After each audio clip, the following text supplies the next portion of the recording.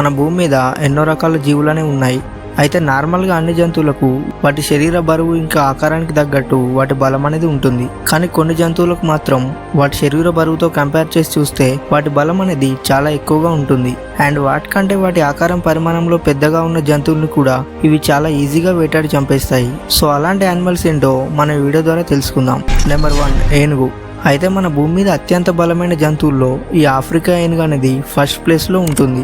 ఇంకా ఇది 3 మీటర్ల పొడవు ఉండి దాదాపు 6 టన్నుల బరువు దాకా ఉంటుంది. అయితే జంతువు అనేది ఎంత బలమైందంటే ఇది కేవలం దాని తొండంతోటే 700 పౌండ్ల బరువును ఎత్తగలుగుతుంది.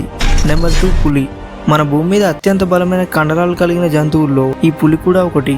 అయితే వీటి పంజాలు, దంతాలు అనేవి ఎంతో స్ట్రాంగ్గా ఉంటాయి. అండ్ ఇది ఎంత స్ట్రాంగ్గా ఉంటుందంటే ఇది మనిషితో పాటు ఎలాంటి జంతువునైనా సరే చాలా ఈజీగా చంపేయగలుగుతుంది.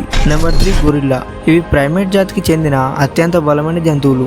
అయితే ఈ గొరిల్లాలు అనేవి దాదాపు 400 పౌండ్ల వెయిట్ మోయగలుగుతాయి. అయితే ఇది వాటి బాడీ వెయిట్ తో కంపేర్ చేసి చూస్తే చాలా ఎక్కువ.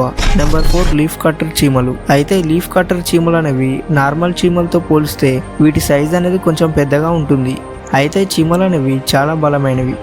ఇంకా ఇవి ఎంత బలమైనవి అంటే ఇవి వాటి వెయిట్ కంటే కొన్ని రెట్లు ఎక్కువ బరువు ఉన్న ఆకుల్ని కూడా చాలా ఈజీగా మోయగలుగుతాయి. నెంబర్ 5, ఎలుగుబంటి.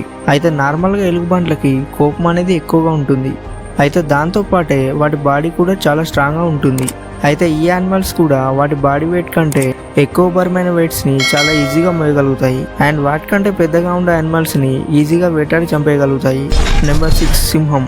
అయితే మనందరికీ తెలుసు సింహం అనేది ఎంత స్ట్రాంగ్ అనేది. అయితే ఈ సింహాల్లో కేవలం ఆడ సింహాలు మాత్రమే వేటాడతాయి. ఇంకా ఈ మగ సింహాలు అనేవి ఎక్కువగా వేటాడినప్పటికీ ఇవి చాలా స్ట్రాంగ్గా ఉంటాయి.